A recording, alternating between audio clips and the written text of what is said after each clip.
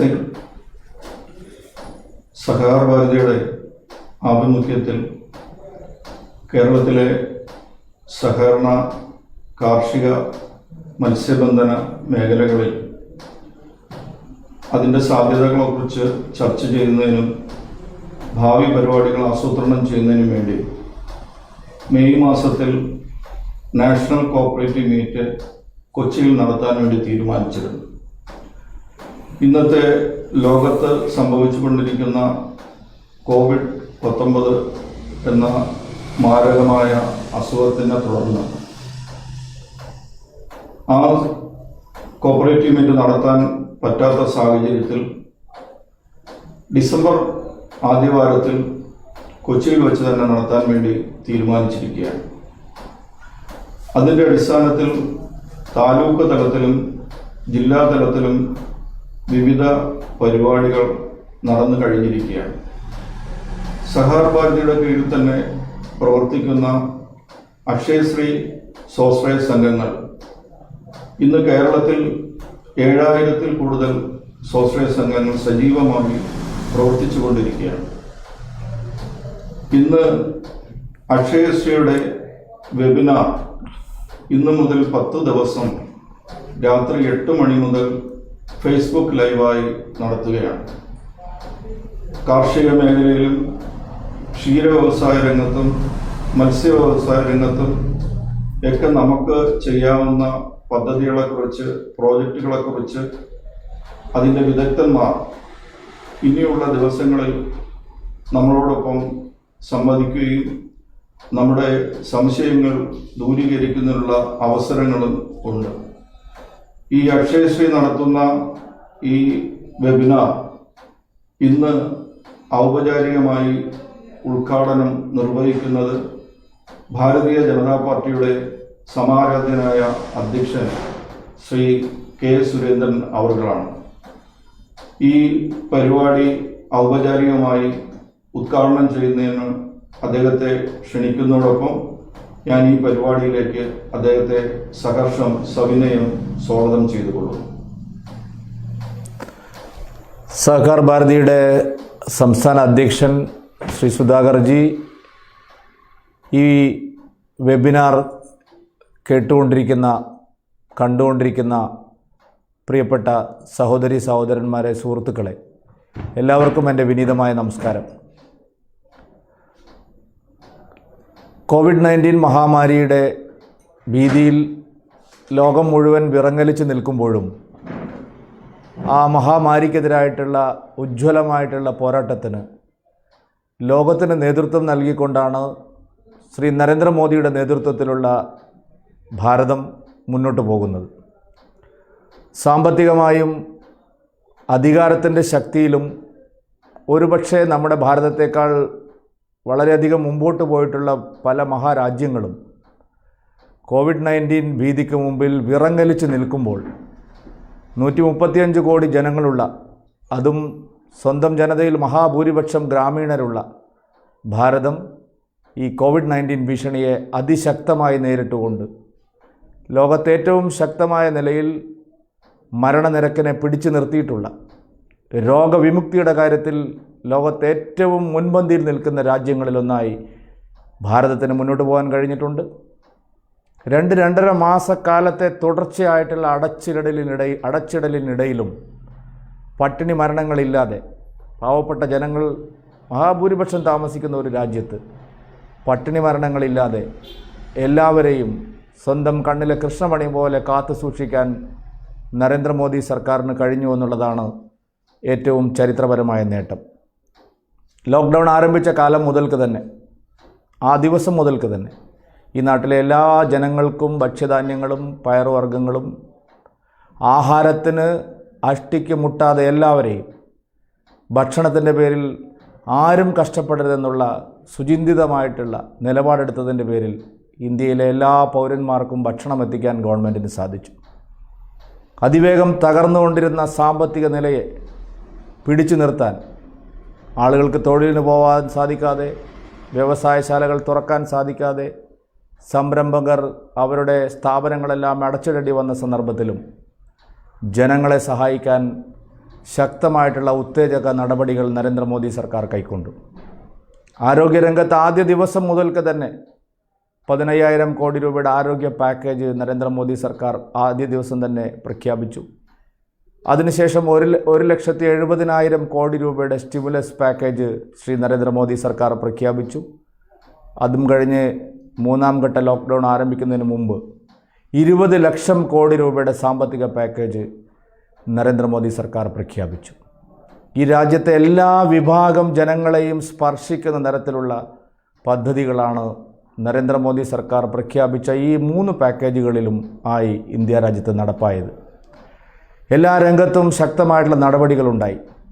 ഞാൻ ഒരു ചെറിയ ഉദാഹരണം മാത്രം സൂചിപ്പിക്കാം.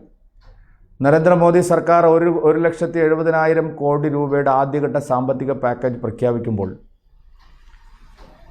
ഈ നാട്ടിലെ ആരോഗ്യ പ്രവർത്തകർ COVID-19 മഹാമാരിക്കെതിരായിട്ടുള്ള ഭീഷണിക്കെതിരെ സ്വന്തം ജീവൻ മറന്നുകൊണ്ട് പോരാടുന്ന ഈ നാട്ടിലെ ഓരോ ആരോഗ്യ പ്രവർത്തകനും അവർക്ക് എന്തെങ്കിലും തരത്തിലുള്ള അപായം ഈ സന്ദർഭത്തിൽ സംഭവിക്കുകയാണെങ്കിൽ, ജീവന് ഭീഷണി നേരിടുകയാണെങ്കിൽ 50 ലക്ഷം രൂപയുടെ ആരോഗ്യ ഇൻഷുറൻസ് അടിയന്തരമായിട്ട് അവർക്ക് ലഭിക്കുമെന്നുള്ള പ്രഖ്യാപനം നരേന്ദ്രമോദി പ്രധാനമന്ത്രി നൽകുകയുണ്ടായി. അന്ന് പല ആളുകളും ഇത് നടപ്പാവാൻ പോകുന്നില്ല ഈ വാഗ്ദാനം എന്നുള്ള വിമർശനമാണ് പല കോണുകളിൽ നിന്നും ഉന്നയിച്ചത്. എന്നാൽ ഈ അടുത്ത കാലത്ത് നാം കേരളത്തിൽ മിനിഞ്ഞാന്ന് കേരളത്തിൻ്റെ ആരോഗ്യമന്ത്രി ശ്രീമതി കെ ശൈലജ ടീച്ചർ തന്നെ പുറത്തുവിട്ട ഒരു കണക്ക്, കേരളത്തിൽ 2 നഴ്സുമാർ, ഒരു പുരുഷ നഴ്സും ഒരു സ്ത്രീ നഴ്സും ഈ ലോക്ക്ഡൗൺ കാലത്ത് COVID-19 രോഗബാധിതരായിട്ടുള്ള രോഗികളെ ചികിത്സിക്കുന്നതിൽ അഹോരാത്രം രാവും പകലും അധ്വാനിച്ച 2 പേർ COVID-19 ഭീഷണി വന്നല്ലാതെ ഒരാൾ ആംബുലൻസ് ഓടിച്ചുകൊണ്ടിരിക്കെ ഈ രോഗവുമായി ബന്ധപ്പെട്ട ഒരാളെ ആശുപത്രിയിൽ കൊണ്ടുപോകുന്നതിനിടയിൽ ആംബുലൻസിൽ പോകുമ്പോൾ ഉണ്ടായ അപകടത്തിലും, ആശുപത്രിയിൽ നിന്ന് സ്വന്തം വീട്ടിലേക്ക് മോട്ടോർ ബൈക്കിൽ പോകുന്ന സന്ദർഭത്തിലും ഈ 2 ചെറുപ്പക്കാരിയും മരണപ്പെടുകയുണ്ടായി. ഒരാഴ്ചക്കകം അവരുടെ കുടുംബത്തിന് 50 ലക്ഷം രൂപയുടെ ഇൻഷുറൻസ് എത്തി എന്നുള്ള വാർത്ത നമുക്കെല്ലാവർക്കും അറിയാം. ഒരു മരണത്തിന് പകരം വയ്ക്കാവുന്നതല്ല 50 ലക്ഷം രൂപ. പക്ഷേ ഈ നാട്ടിലെ 2 സാധാരണക്കാരായിട്ടുള്ള പാവപ്പെട്ട കുടുംബത്തിന് 50 ലക്ഷം രൂപയുടെ ധനസഹായം അവരുടെ വീട്ടിലെത്തി എന്നുള്ളതാണ് നരേന്ദ്രമോദി സർക്കാർ എന്താണോ പറയുന്നത് ആ കാര്യം അപ്പാടെ പ്രാവർത്തികമാക്കുന്നു എന്നുള്ളതിൻ്റെ ഉദാഹരണം മാത്രമാണ് ഞാൻ ചൂണ്ടിക്കാണിച്ചത്. നരേന്ദ്രമോദി സർക്കാർ അധികാരത്തിൽ വന്നതിന് ശേഷം ഈ നാട്ടിലെ സാധാരണക്കാർക്ക് വേണ്ടിയിട്ട് ഒട്ടേറെ ജനക്ഷേമ പദ്ധതികൾ ഗവൺമെൻറ് നടപ്പാക്കിയിട്ടുണ്ട്. എന്നാൽ ആ പദ്ധതികളോടെല്ലാം തന്നെ നമ്മുടെ കേരളം ഒരു തലതിരിഞ്ഞ സമീപനമാണ് എല്ലാ കാലത്തും എടുത്തിരുന്നത്. ഞാൻ നമ്മുടെ എല്ലാവരുടെയും ഓർമ്മയിലേക്കായി 2 ഉദാഹരണങ്ങൾ ചൂണ്ടിക്കാണിക്കാൻ ആഗ്രഹിക്കുന്നു. നരേന്ദ്രമോദി സർക്കാർ അധികാരത്തിൽ വന്ന ആദ്യ മാസം തന്നെ പ്രഖ്യാപിച്ചതായിരുന്നു ജൻധൻ യോജന പദ്ധതി. ഈ നാട്ടിലെ എല്ലാ വിഭാഗം ജനങ്ങൾക്കും, പാവപ്പെട്ടവർക്കും പണക്കാർക്കും വ്യത്യാസമില്ലാതെ എല്ലാവർക്കും ഒരു ബാങ്ക് അക്കൗണ്ട് വേണമെന്ന് നരേന്ദ്രമോദി പ്രധാനമന്ത്രി പ്രഖ്യാപിച്ചു. നമുക്കറിയാം, നമ്മുടെ ഇന്ദിരാഗാന്ധിയുടെ കാലത്ത് രാജ്യം ബാങ്ക് ദേശസാൽക്കരണം നടത്തിയെങ്കിലും 6.5 ലക്ഷം ഗ്രാമങ്ങളുടെ ഇന്ത്യയിൽ മഹാഭൂരിപക്ഷം വരുന്ന പാവപ്പെട്ടവർക്കും സാധാരണക്കാർക്കും ഒരു ബാങ്ക് അക്കൗണ്ട് ഉണ്ടായിരുന്നില്ല. ജനങ്ങൾക്ക് ഡയറക്റ്റ് ബെനിഫിറ്റ് സ്കീം വഴി ആനുകൂല്യങ്ങൾ നേരിട്ടെത്തിക്കുമ്പോൾ ഇടനിലക്കാരും അതിനിടയിൽ മധ്യവർത്തികളും ചേർന്ന് അവരുടെ ആനുകൂല്യങ്ങൾ തട്ടിയെടുക്കുന്നത് പരമാവധി തടയാൻ സാധിക്കുമെന്നുള്ള ശുഭോദർക്കമായിട്ടുള്ള ഒരു നിലപാടാണ് അന്ന് മോദി സർക്കാർ സ്വീകരിച്ചത്. രാജ്യവ്യാപകമായി എല്ലാ സംസ്ഥാന ഗവൺമെൻറ്റുകളും ഈ ജൻധൻ യോജന പദ്ധതി അവരുടെ സ്വന്തം പദ്ധതിയായി ജനപ്രതിനിധികൾ, ലോക്സഭാംഗങ്ങളും രാജ്യസഭാംഗങ്ങളും MLAമാരും MLCമാരും എല്ലാ സംസ്ഥാനങ്ങളിലും സംസ്ഥാന ഗവൺമെൻറ്റുകളും നേരിട്ട് മുൻകൈയെടുത്ത് ഈ ജൻധൻ അക്കൗണ്ടുകളിൽ ആളുകളെ ചേർക്കാൻ തീരുമാനിച്ചപ്പോൾ അതിനേറ്റവും പ്രതിലോഭകരമായ ഒരു നിലപാട് സ്വീകരിച്ച സ്റ്റേറ്റ് ആയിരുന്നു കേരളം. അന്ന് എല്ലാവരും കളിയാക്കുകയായിരുന്നു, എന്തിനാണ് ഈ അക്കൗണ്ട് തുടങ്ങുന്നതെന്ന് പറഞ്ഞുകൊണ്ട്. എന്നാൽ ഈ COVID-19 മഹാമാരിയുടെ കാലത്ത് നരേന്ദ്രമോദി സർക്കാർ ഈ നാട്ടിലെ പാവപ്പെട്ട അമ്മമാർക്ക് എല്ലാ മാസവും 500 രൂപ, ഒരുപക്ഷെ വലിയൊരു എമൗണ്ട് ആയിരിക്കില്ല, പക്ഷേ 500 3 മാസം 1500 രൂപ ഈ നാട്ടിലെ എല്ലാ ജൻധൻ യോജനയിൽ അംഗങ്ങളായിട്ടുള്ള അമ്മമാർക്കും നൽകാൻ നരേന്ദ്രമോദി സർക്കാർ പ്രഖ്യാപിച്ചു. കേരളത്തിൽ ഏതാണ്ട് 30 ലക്ഷത്തോളം അമ്മമാർക്കാണ് ഈ രീതിയിൽ 1500 രൂപയുടെ ധനസഹായം നേരിട്ട് ഡയറക്റ്റ് ബെനിഫിറ്റ് സ്കീം വഴി അവരുടെ അക്കൗണ്ടുകളിലെത്തിയത്. യഥാർത്ഥത്തിൽ കേരളത്തിൽ ഏതാണ്ട് ഒരു 50-60 ലക്ഷം സ്ത്രീകൾക്ക് ഈ ജൻധൻ അക്കൗണ്ട് വഴി ഈ ആനുകൂല്യം ലഭിക്കേണ്ടതായിരുന്നു. എന്നാൽ സംസ്ഥാനം എടുത്ത നിഷേധാത്മകമായ ഒരു നിലപാടിൻ്റെ ഫലമായിട്ടാണ് പലർക്കും ഇപ്പോഴും ഈ ആനുകൂല്യം ലഭിക്കാതെ പോയത്. ഇന്നിപ്പോൾ ജൻധൻ അക്കൗണ്ടിൽ അംഗങ്ങളാവാൻ വേണ്ടിയുള്ള തിരക്ക് സംസ്ഥാനത്തിൻ്റെ എല്ലാ മേഖലകളിലും വർദ്ധിച്ചുകൊണ്ടിരിക്കുകയാണ്. ഒരു ഉദാഹരണമാണിത്. മറ്റൊരു ഉദാഹരണമാണ് കിസാൻ സമ്മാൻ നിധി എന്ന് പറയുന്ന, ഒരുപക്ഷെ ഇന്ത്യയിൽ ഒരു ഗവൺമെൻറ് നടപ്പിലാക്കിയിട്ടില്ലാത്ത, നേരിട്ട് 2000 രൂപ 1 സെൻറ്റ് ഭൂമി കൈവശമുള്ള അവരെ പോലും കൃഷിക്കാരൻ എന്നുള്ള കണക്കെടുത്തുകൊണ്ട് കിസാൻ സമ്മാൻ നിധി എന്നുള്ള ഒരു വലിയ പ്രോജക്റ്റ് നരേന്ദ്രമോദി സർക്കാർ നടപ്പാക്കി.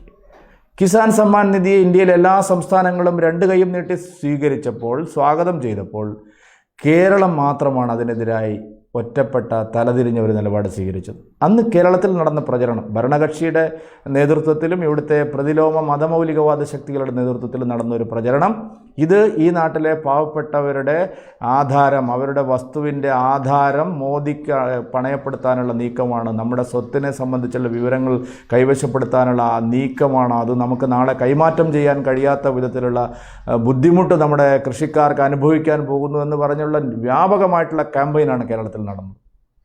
ഇപ്പോൾ നരേന്ദ്രമോദി സർക്കാരിൻ്റെ 10,000 രൂപ ഈ കിസാൻ സമ്മാൻ നിധിയിൽ അംഗമായിട്ടുള്ള എല്ലാവർക്കും ലഭിക്കുകയുണ്ടായി. കേരളത്തിലും ഏതാണ്ട് 29 ലക്ഷത്തിലധികം ആളുകൾക്കാണ് ഈ കിസാൻ സമ്മാൻ നിധിയുടെ പ്രയോജനം കിട്ടിയത്. യഥാർത്ഥത്തിൽ ഒരു 70 ലക്ഷം ആളുകൾക്ക് ലഭിക്കേണ്ടതാണ് കേരളത്തിലെ കിസാൻ സമ്മാൻ നിധി. കേരളത്തിലെ കൃഷി വകുപ്പും സർക്കാരും ഈ ഒരു സെൻറ്റ് ഭൂമിയെങ്കിലുമുള്ള കൃഷിക്കാരുടെ അപേക്ഷകൾ ഇനിയും ലക്ഷക്കണക്കിന് നമ്മുടെ ഗവൺമെൻറ്റിൻ്റെ പിടിപ്പുകേട് കൊണ്ട് കെട്ടിക്കിടക്കുകയാണ്. ഇപ്പോൾ കിസാൻ സമ്മാൻ നിധിയിൽ ചേരുന്നതിന് വേണ്ടി ജനങ്ങളുടെ വലിയ തോതിലുള്ള കുത്തൊഴുക്കാണ് നടന്നുകൊണ്ടിരിക്കുന്നത്. 12 രൂപ പ്രതിവർഷം അടയ്ക്കുന്ന പദ്ധതി, ഇൻഷുറൻസ് സ്കീം, 300 രൂപ പ്രതിവർഷം അടയ്ക്കുന്ന അപകട മരണത്തിൽ 2 ലക്ഷവും സ്വാഭാവിക മരണത്തിൽ 2 ലക്ഷവും ലഭിക്കുന്ന 12 രൂപയുടെയും 300 രൂപയുടെയും ഇൻഷുറൻസ് സ്കീം കേരളത്തിൽ അതിനെതിരായിട്ട് അത് പ്രോത്സാഹിപ്പിക്കാൻ കേരളത്തിലെ ഗവൺമെൻറ്റോ ഇവിടുത്തെ രാഷ്ട്രീയ നേതൃത്വമോ തയ്യാറായില്ല. ഇന്നിപ്പോൾ കിസാൻ സമ്മാൻ നിധി മാത്രമല്ല, കിസാൻ ക്രെഡിറ്റ് കാർഡിലൂടെ ജനങ്ങൾക്ക് നല്ല രീതിയിലുള്ള സഹായങ്ങൾ ലഭിക്കുന്നു. ഈ അടുത്ത കാലത്ത് special liquidity fund India government 20 lakh crore രൂപയുടെ സാമ്പത്തിക സ്റ്റിമുലസ് പാക്കേജ് പ്രഖ്യാപിക്കുന്നതിന് മുമ്പ് നമ്മുടെ ധനകാര്യമന്ത്രി സ്പെഷ്യൽ ലിക്വിഡിറ്റി ഫണ്ടായി നബാർഡ് വഴി കൃഷിക്കാരെയും കാർഷിക അനുബന്ധ മേഖലയിൽ തൊഴിലെടുക്കുന്നവരെയും സഹകരണ മേഖലയിലൂടെ അവർക്ക് മത്സ്യബന്ധന മേഖലയിൽ പ്രവർത്തിക്കുന്നവരെയും സഹായിക്കാനുള്ള ധനസഹായമായി ചുരുങ്ങിയ പലിശയ്ക്ക് 4.6% എന്നുള്ള വാർഷിക പലിശയ്ക്ക് ഒരു തരത്തിലും ഇത്രയും ലളിതമായിട്ടുള്ള ചുരുങ്ങിയ പലിശയ്ക്ക് ഒരു ധനസഹായം കിട്ടാത്ത ഒരു വലിയ 25,000 കോടി രൂപയുടെ ഒരു സ്പെഷ്യൽ ലിക്വിഡിറ്റി ഫണ്ട് പ്രഖ്യാപിച്ചു. സാധാരണഗതിയിൽ നബാർഡ് ബാങ്കുകൾക്ക് ഇത് റീഫിനാൻസ് ആയിട്ടാണ് ചെയ്യുന്നത്. ഇത്തവണ നേരിട്ട് ആദ്യം തന്നെ നിങ്ങൾക്ക് വിതരണം ചെയ്യാമെന്ന് പറഞ്ഞുകൊണ്ട് 25,000 കോടി രൂപയുടെ SLF സ്പെഷ്യൽ ലിക്വിഡിറ്റി ഫണ്ട് പ്രഖ്യാപിച്ചു.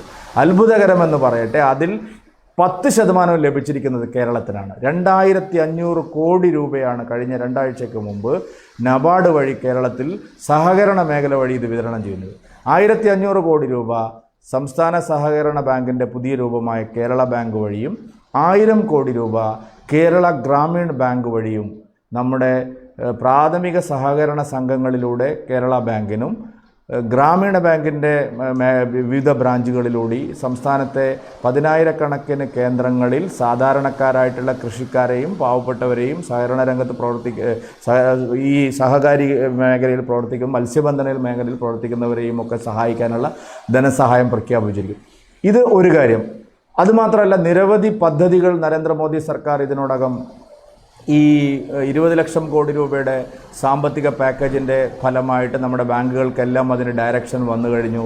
ധനസഹായം ഏത് രീതിയിലാണ് ഓൺടർപ്രണേഴ്സിന്, നമ്മുടെ സംരംഭകർക്ക് എങ്ങനെയാണ്, MSME ആയിട്ട് ആരെയൊക്കെയാണ് പരിഗണിക്കുന്നത്, ഇത് സംബന്ധിച്ചുള്ള എല്ലാ വിശദാംശങ്ങളും ചർച്ച ചെയ്യുന്നതിന് വേണ്ടിയിട്ടാണ് ഇങ്ങനെ ഒരു വെബിനാർ അക്ഷയശ്രീ സംഘടിപ്പിച്ചിരിക്കുന്നത്. ഈ മേഖലകളിലെല്ലാം ഉള്ള വിദഗ്ധന്മാർ ഇത് കാർഷിക രംഗത്ത് എങ്ങനെയാണ് ഇതിൻ്റെ ഇംപ്ലിക്കേഷൻ ഉണ്ടാവാൻ പോകുന്നത്, ഇത് മത്സ്യബന്ധന മേഖലയിൽ ഇത് എങ്ങനെയാണ് പ്രതിഫലിക്കാൻ പോകുന്നത്, ചെറുകിട സംരംഭകരുടെ കാര്യത്തിൽ ഇതെങ്ങനെയാണ് പ്രതിഫലിക്കാൻ പോകുന്നത്? ആർക്കൊക്കെയാണ് ഇതിൻ്റെ പ്രയോജനം ലഭിക്കാൻ പോകുന്നത്? ഏതൊക്കെ മേഖലകളിലാണ് ഇത് എളുപ്പത്തിൽ സ്പർശിക്കാൻ പോകുന്നത്?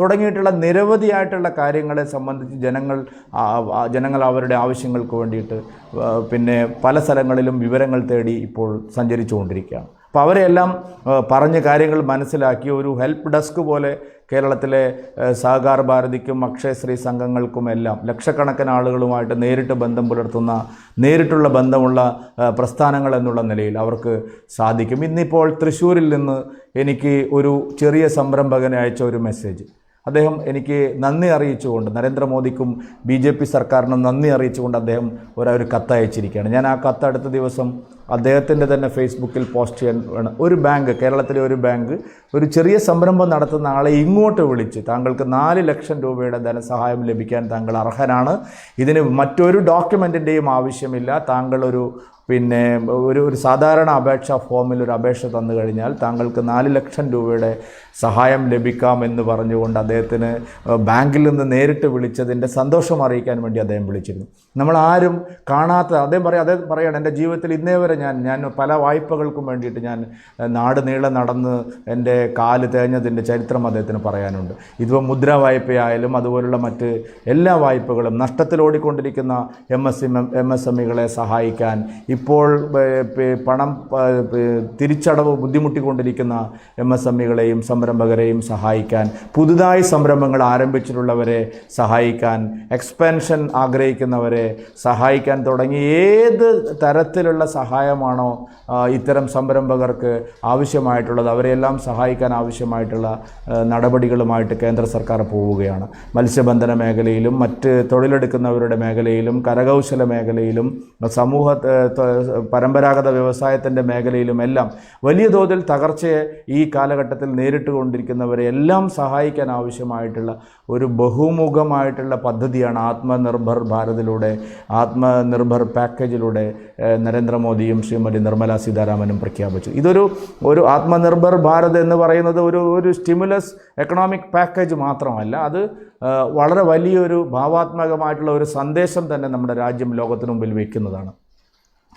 ലോക്കലിനെ വോക്കലാക്കണമെന്ന് പ്രധാനമന്ത്രി അദ്ദേഹത്തിൻ്റെ പ്രസംഗത്തിൽ പരാമർശിച്ചത് കേവലമായിട്ടുള്ള ഒരു ആലങ്കാരികമായിട്ടുള്ള ഒരു പദപ്രയോഗം മാത്രമല്ല. ലോക്കലിനെ വോക്കലാക്കണമെന്ന് നരേന്ദ്രമോദിജി പറയാൻ കാരണം അത് ഇന്നത്തെ സാഹചര്യത്തിൽ ആഗോള പശ്ചാത്തലത്തിൽ നമുക്ക് ഈ പ്രതിസന്ധിയെ, ഈ വെല്ലുവിളിയെ ഒരു അവസരമാക്കി മാറ്റാനുള്ള വളരെ ശക്തമായിട്ടുള്ള നടപടികൾ നമുക്ക് മാത്രം എടുക്കാൻ കഴിയും. ലോകം മുഴുവൻ ഇതിൻ്റെ പ്രതിസന്ധിയിൽ നിന്ന് കരകയറാൻ വെള്ളം കുടിക്കുമ്പോൾ, കാലും കൈമിട്ട് അടിക്കുമ്പോൾ, നമുക്ക് നമ്മുടെ ഈ വെല്ലുവിളിയെ, പ്രതിസന്ധിയെ ഒരു അവസരമാക്കി മാറ്റിക്കൊണ്ട് നമ്മുടെ സ്വദേശി സംരംഭകരെ, നമ്മുടെ സ്വാശ്രയ മേഖലയിലും കൂടി മുന്നോട്ട് വരുന്ന സ്വാശ്രയ സംരംഭകരെ, സ്വദേശി സംരംഭകരെ, സ്വദേശി ഉൽപ്പന്നങ്ങളെ, ചൈനയും അമേരിക്കയും ഉൾപ്പെടെയുള്ള നമ്മുടെ വിപണികളെ വർഷങ്ങളായിട്ട്, നൂറ്റാണ്ടുകളായിട്ട് കൈവശം വെച്ചുകൊണ്ടിരിക്കുന്ന, നമ്മുടെ മാർക്കറ്റ് മാത്രം കണ്ട് ലോക സമ്പദ്ഘടനയിൽ പിടിച്ചു നിൽക്കുന്ന മഹാശക്തികളുടെ നീരാളിപ്പിടുത്തത്തിൽ നിന്ന് ഇത്രയും വിപുലമായിട്ടുള്ളൊരു മാർക്കറ്റിംഗ് നെറ്റ്വർക്കിനെ, നമ്മുടെ സ്വദേശി സംരംഭകരെ സ്വാശ്രയ ഭാരതത്തിൻ്റെ ഒരു കാഴ്ചപ്പാടോടുകൂടി അതിന് പ്രോത്സാഹനവും അതിന് ആവശ്യമായിട്ടുള്ള പിന്തുണയും നൽകി അതിനെ ഉത്തേജിപ്പിക്കാൻ ആവശ്യമായിട്ടുള്ള നടപടികളുമായിട്ടാണ് ഗവൺമെൻറ് പോകുന്നത്. കോവിഡാനന്തര ലോകം പിടിച്ചു നിൽക്കാൻ പാടുപെടുമ്പോൾ കോവിഡാനന്തര ലോകത്ത് ഏറ്റവും ശക്തമായിട്ട് തിരിച്ചു വരുന്ന സമ്പദ്ഘടന നമ്മുടേതായിരിക്കുമെന്ന് നമ്മുടെ എതിരാളികളായിട്ടുള്ള ആളുകൾ പോലും ഒരു നിസ്സംശയം അവർ ഉറപ്പിക്കുന്ന ഒരു കാലമാണിത്. ഈ രാജ്യത്തിന് ഇച്ഛാശക്തിയോടുകൂടി മുന്നോട്ട് പോകാൻ കഴിയുന്ന ഒരു നേതൃത്വമുണ്ട്. ഫലപ്രദമായ ഇടപെടലുകൾ നമുക്ക് ഈ കാലയളവിൽ നടത്താൻ കഴിഞ്ഞിട്ടുണ്ട്. വരും വർഷങ്ങളിൽ രാജ്യത്തിൻ്റെ ഭാവിയെ സംബന്ധിച്ചുള്ള കൃത്യമായിട്ടുള്ള ചൂണ്ടുപലകയാണ് ആത്മനിർഭർ ഭാരത് പാക്കേജിലൂടെ നരേന്ദ്രമോദി സർക്കാർ മുന്നോട്ട് വച്ചിരിക്കുന്നത്. ഭാരതത്തിൻ്റെ അഭിമാനം, ഭാരതത്തിൻ്റെ സ്വാശ്രയത്വം, ഭാരതത്തിൻ്റെ സ്വാവലംബിയായിട്ടുള്ള വികസനോന്മുഖമായിട്ടുള്ള ലോകത്തെ നയിക്കാൻ കഴിയുന്ന ഒരു ഭാരതം ഉയർത്തെഴുന്നേൽക്കുകയാണ് എന്നുള്ള വ്യക്തമായിട്ടുള്ള സൂചനയാണ് ഈ കോവിഡ് കാലത്ത് ഭാരതം ലോകത്തിന് നൽകുന്നത്. അതിൻ്റെ ഭാഗമായിട്ട് പ്രഖ്യാപിച്ചിട്ടുള്ള പദ്ധതികളുടെ യഥാർത്ഥ പ്രയോജനം അത് യഥാർത്ഥത്തിലുള്ള ഗുണഭോക്താക്കൾക്ക് ലഭിക്കണം. ഇവിടെ ഇപ്പോൾ നടന്നുകൊണ്ടിരിക്കുന്നത് കേരള ഗവൺമെൻറ് കേന്ദ്ര സർക്കാരിൻ്റെ എല്ലാ പദ്ധതികളിലൂടെയും ലഭിക്കുന്ന പണം അവരുടെ പദ്ധതികളാക്കി മാറ്റി പ്രഖ്യാപിച്ച് അത് അവരുടെ ഇഷ്ടത്തിനനുസരിച്ച് വിതരണം ചെയ്യാനുള്ള വളരെ ആസൂത്രിതമായിട്ടുള്ള ഒരു ശ്രമമാണ് കേരളത്തിൽ മറ്റൊരു സ്റ്റേറ്റിലും ഇല്ലാത്ത നിലയിൽ നടക്കുന്നത്. കേന്ദ്രം പ്രഖ്യാപിച്ച എല്ലാ പദ്ധതികളിലൂടെയും ലഭിച്ച പണം സ്വന്തം പദ്ധതികളാക്കി മാറ്റിയിട്ട് അതവർ ഇപ്പോൾ പാർട്ടി ഓഫീസിൽ ചെന്ന് സഹകരണ ബാങ്കുകളിലൂടെയുള്ള ധനസഹായം കൊടുക്കുന്നു, മറ്റ് പാക്കേജിലൂടെ ലഭിക്കുന്ന പണം കൊടുക്കുന്നതിൻ്റെ വാർത്തകൾ ഓരോ ദിവസവും പുറത്തു വന്നുകൊണ്ടിരിക്കുകയാണ്. വളരെ ജാഗ്രതയോടുകൂടി നമ്മുടെ ദേശീയ പ്രസ്ഥാനങ്ങളുടെ ഭാഗമായിട്ട് പ്രവർത്തിക്കുന്ന എല്ലാവരും ഈ കാര്യത്തിൽ മുന്നോട്ട് പോകണം എന്നുള്ളത് വളരെ വളരെ വളരെ അത്യന്താപേക്ഷിതമായിട്ടുള്ള ഒരു കാര്യമാണ്. കേരളം പിന്തുടരുന്ന ഒരു നകാരാത്മകമായ രാഷ്ട്രീയമുണ്ട്. എന്തിനേയും രാഷ്ട്രീയത്തിൻ്റെ കണ്ണിലൂടെ മാത്രം കണ്ട് ഈ സർക്കാർ കേന്ദ്ര പദ്ധതികൾ അട്ടിമറിച്ചും കേന്ദ്ര പദ്ധതികളെ പേരുമാറ്റിയും അത് വകമാറ്റി ചെലവഴിച്ചും സ്വന്തം പദ്ധതികളാക്കി അവതരിപ്പിച്ചും ജനങ്ങളെ കബളിപ്പിക്കുന്ന വളരെ ശക്തമായിട്ടുള്ള ഒരു നെറ്റ്വർക്ക് ഈ ഇടതുപക്ഷ ഗവൺമെൻറ് ഇവിടെ നടത്തുന്നുണ്ട്. അതുകൊണ്ട് ദേശീയ പ്രസ്ഥാനങ്ങൾക്കെല്ലാം തന്നെ വലിയ ഉത്തരവാദിത്തമുണ്ട്. കേന്ദ്ര സർക്കാർ പ്രഖ്യാപിച്ച ആത്മനിർഭർ പാക്കേജിൻ്റെ ഭാഗമായിട്ടുള്ള എല്ലാ പദ്ധതികളും, മാത്രമല്ല കോവിഡ് കാലത്തും അതിനു മുമ്പും രാജ്യം പ്രഖ്യാപിച്ചിട്ടുള്ള എല്ലാ പദ്ധതികളും അതിൻ്റെ യഥാർത്ഥത്തിലുള്ള ഗുണഭോക്താക്കൾക്ക് ലഭിക്കുന്നതിനാവശ്യമായിട്ടുള്ള ക്രിയാത്മകമായ ഇടപെടലുകൾ നമുക്ക് നടത്താൻ സാധിക്കണം. അതിനുള്ള ഒരു രൂപരേഖയാവട്ടെ ഈ വെബിനാർ. ഒരാഴ്ച നീണ്ടു നിൽക്കുന്ന ഈ വെബിനാറിൽ ഞാൻ മനസ്സിലാക്കുന്നത് പ്രഗത്ഭരായിട്ടുള്ള വ്യക്തികൾ തന്നെയാണ് പങ്കെടുക്കുന്നത്. ഇത് നമ്മുടെ സാമൂഹ്യ രംഗത്ത്, നമ്മുടെ സഹകരണ മേഖലയിൽ, നമ്മുടെ കാർഷിക മേഖലയിൽ, നമ്മുടെ സംരംഭകരുടെ മേഖലയിൽ, തൊഴിലില്ലാത്ത ചെറുപ്പക്കാർക്ക് ആശ്വാസം നൽകുന്ന രീതിയിലേക്ക് നമ്മുടെ വീട്ടിലെ അമ്മമാർക്ക് സ്വന്തം കാലിൽ നമ്മുടെ രാജ്യത്ത് നിലയുറപ്പിക്കാൻ കഴിയുന്ന തരത്തിലുള്ള വലിയ ശക്തമായിട്ടുള്ള ഒരു മുന്നേറ്റത്തിന് കാരണമാകട്ടെ എന്ന് മാത്രം ആശംസിച്ചുകൊണ്ട് ഈ വെബിനാർ ഔപചാരികമായി ഉദ്ഘാടനം ചെയ്തതായി അറിയിച്ചുകൊണ്ട് എല്ലാവർക്കും ഒരിക്കൽ കൂടി എൻ്റെ നന്ദിയും കടപ്പാടും അറിയിച്ചുകൊണ്ട് ഞാൻ നിർത്തുന്നു. നിങ്ങൾക്ക് നമസ്കാരം. വന്ദേ മാതരം.